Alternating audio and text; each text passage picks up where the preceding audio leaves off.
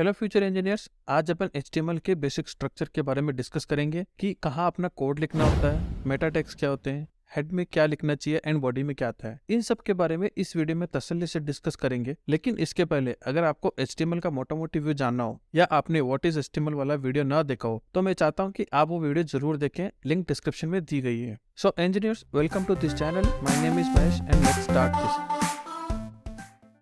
HTML basic एक file ही होती है दूसरे फाइल की तरह। दूसरे फाइल्स में भी कंटेंट्स होते हैं एंड HTML में भी कंटेंट्स होते हैं। फिर इनमें डिफरेंस क्या है? इनमें डिफरेंस ये है कि HTML फाइल ब्राउजर में आसानी से रेंडर हो जाती है, या यूं कहें कि ब्राउजर पर आसानी से रेंडर होने वाली फाइल को HTML कहते हैं। लेकिन ये ब्राउजर पे रेंडर क्यों होती है, दूसरी फाइल क्यों नहीं होती? क्योंकि ब्राउजर HTML को सपोर्ट करता है, ब्राउजर HTML एलिमेंट्स को समझता है, इसीलिए कि कोई भी HTML फाइल ब्राउजर पे इजीली रेंडर हो जाती है। HTML एक रूट लेवल एलिमेंट है, यहीं से HTML की शुरुआत होती है। HTML के लेटेस्ट वर्जन को लोड करने के लिए डॉक-टाइप HTML का यूज किया जाता है। डॉक-टाइप लिखने के तरीके से ही ब्राउजर को समझ में आ जाता है कि कौन सा HTML का वर्जन लोड करना है। अगर नया वर्जन लोड करना हो तो इस तरीके से, एंड पुराना वर्जन लोड करना हो तो कुछ इस तरीके से डॉक टाइप लिखा जाता है। HTML एलिमेंट्स के अंदर दो इंपॉर्टेंट एलिमेंट्स होते हैं, head and body. Head tag के अंदर वेबसाइट की सारी कॉन्फ़िगरेशंस आ जाती है, जैसे अदर लैंग्वेज को सपोर्ट करना है कि नहीं, एप्लीकेशन का व्यू पोर्ट मींस किसी भी डिवाइस में एप्लीकेशन लोड होती है तो कैसे होनी चाहिए, कैसे दिखनी चाहिए, एप्लीकेशन की शॉर्ट इन्फॉर्मेशन, वेबसाइट की शॉर्ट इन्फॉर्मेशन की वो वेबसाइट किस चीज के बारे में है, टाइटल्स जो टैब्स में दिखते हैं, गूगल को बताना कि हमारी वेबसाइट को इंडेक्स करना है कि नहीं। अगर नहीं करना तो अपन मेटा टैग्स नहीं लिखेंगे, अगर करना तो मेटा टैग्स में लिखेंगे।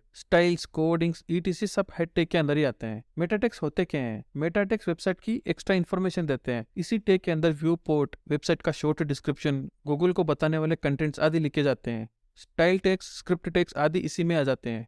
हालांकि हेड के बाहर भी स्टाइल एंड स्क्रिप्ट टैग लिख सकते हैं, and it is also recommended कि स्क्रिप्ट टैग हमेशा क्लोजिंग बॉडी टैग के ऊपर ही लिखे, क्योंकि अगर स्क्रिप्ट बहुत बड़ी हो तो वो पेज लोड करने की प्रोसेस को स्लो कर देती है। किसी सर्वर से स्टाइल से स्क्रिप्ट लोड करनी हो तो स्टाइल्स के लिए लिंक टैग एंड स्क्रिप्ट्स के लिए स्क्रिप्ट टैग का यूज किया जाता है। इन टैग्स में URL दिया जाता है, जैसे आप स्क्रीन पे देख रहे हो। स्क्रिप्ट टैग में ऐसा से एट्रीब्यूट होता है जहां पर सर्वर का URL दिया जाता है जहां से स्क्रिप्ट लोड करनी हो, एंड लिंक टैग में href एट्रीब्यूट होता है जहां से CSS इंपोर्ट करनी हो। हेड का दोस्त होता है बॉडी टैग, जो हेड के बाद आता है, हेड में नहीं। Kindly note here, body tag हमेशा हेड के बाद आता है। बहुत सारे लोग मिस्टेक ये कर देते हैं कि हेड को ओपन करने के बाद बॉडी टैग स्टार्ट कर देते हैं बिना हेड को क्लोज किए हुए, तो हेड को क्लोज करने के बाद ही बॉडी टैग आता है। बॉडी टैग से ही सारा डेवलपमेंट स्टार्ट होता है। हेड के अंदर अपने को जो फाइल्स चाहिए होती है, स्टाइल्स, स्क्रिप्ट आदि चाहिए होती है, वो लोड कर लेते हैं ताकि HTML एलिमेंट्स को पता रहे कि उनको जो चाहिए वो ऑलरेडी इस ऐप में अवेलेबल है। मेटा टैग या शॉर्ट डिस्क्रिप्शन का मैं एक एग्जांपल देता हूँ। मैं facebook.com पे गया, मैंने एक पोस्ट शेयर की। पोस्ट में मैंने